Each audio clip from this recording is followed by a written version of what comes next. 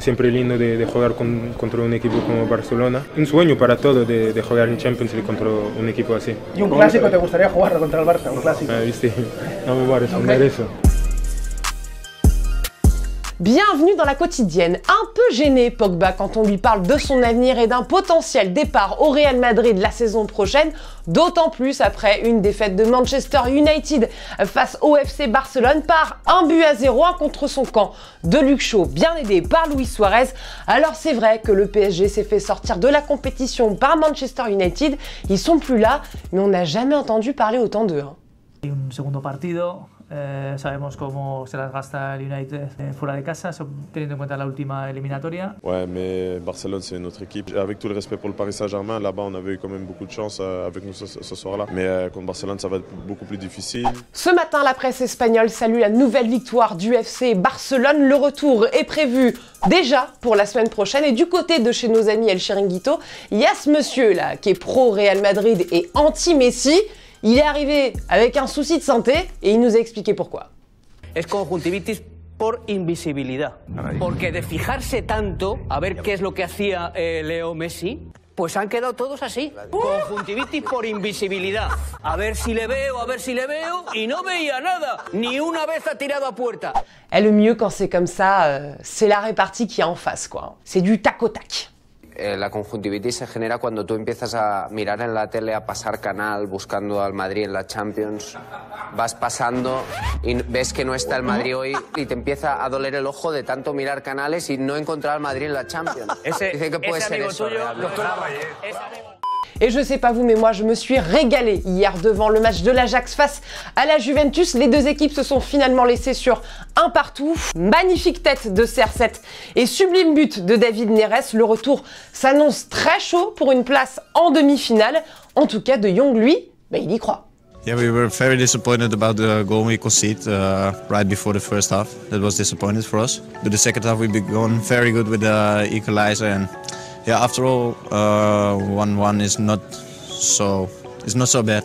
We have, I think, we have enough chances in the away game.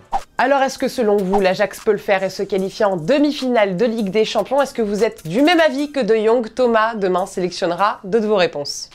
L'Italie est encore plus sous le charme de Ronaldo aujourd'hui, la presse s'enflamme et franchement on peut aussi comprendre pourquoi le Portugais en est déjà à son 125e but en Ligue des Champions et clairement le stade de l'Ajax, c'est sa maison. Depuis la création du stade en 96, Ronaldo a inscrit 6 buts dans l'enceinte en Ligue des Champions, c'est autant que Zlatan Ibrahimovic. Zlatan, si tu nous écoutes, ça va te plaire ça.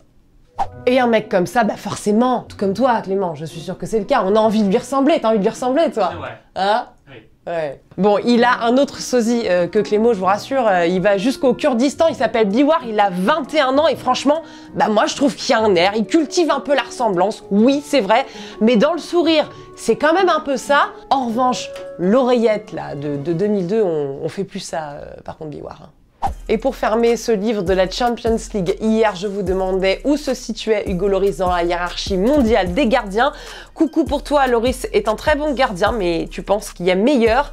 Tu le trouves moins efficace que De Gea ou Oblak et tu le places dans le top 5. Mais pour toi, Florian, il est numéro 1, il monte en puissance, il reste depuis 2 ans et ses concurrents ne sont plus vraiment en forme comme Buffon, De Gea, Courtois ou Neuer. Ce soir, il y a encore du foot. Ça joue en Europa League. Villarreal reçoit Valence. Et ne comptez pas sur l'entraîneur de Valence, Marcelino, pour y aller détente à Villarreal. Jamais. Vemos que ahí hay muy buenos jugadores.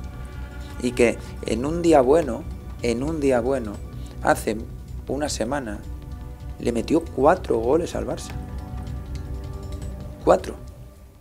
Petite pause foot en Colombie. Et là, on a trouvé un champion. L'arbitre annule un but et fait appel à la VAR. Sauf que, il n'y a pas de VAR dans sa ligue. Donc, joli moment de solitude.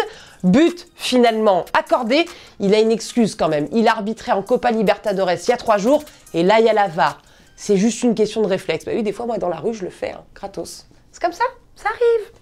Nantes reçoit Lyon demain soir, les Canaries vont pas franchement bien au classement, l'ambiance entre joueurs et entraîneurs n'est pas franchement bonne, mais ça en conf valide quand on lui demande, ça l'agace quoi.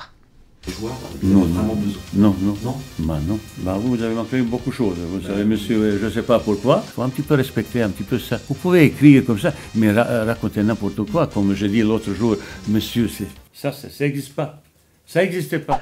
On part maintenant à Marseille et Rudy Garcia, il était en mission aujourd'hui. Bonjour à tous. Ça tombe bien, moi je suis là pour lutter contre la morosité ambiante. Je vous écoute, messieurs. Le coach marseillais est revenu sur la déclaration de Florian Thauvin après la défaite face à Bordeaux vendredi dernier et il l'explique à sa façon. C'est à chaud, c'est après la compétition, et la compétition c'est quand même source de stress, et ça peut être source de joie, mais ça peut être aussi source de frustration. Après Bordeaux c'est ça, c'est une réaction à chaud, et à chaud parfois on manque de lucidité, et on peut dire des bêtises, voilà.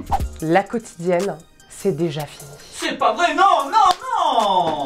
Mais non. C'est comme ça chaque soir, hein. Bah, j'ai l'impression aussi, oui. Mais c'est bien parce que ça recommence le lendemain. Il y a toujours le maillot de Malcolm à gagner dans la quotidienne, uniquement pour nos abonnés de la chaîne YouTube Téléfoot. On vous le répétera jamais assez. En attendant, on se quitte en images, en musique. Demain, vous retrouvez mon ami Thomas. Et moi, je vous dis à très vite. Ciao la famille.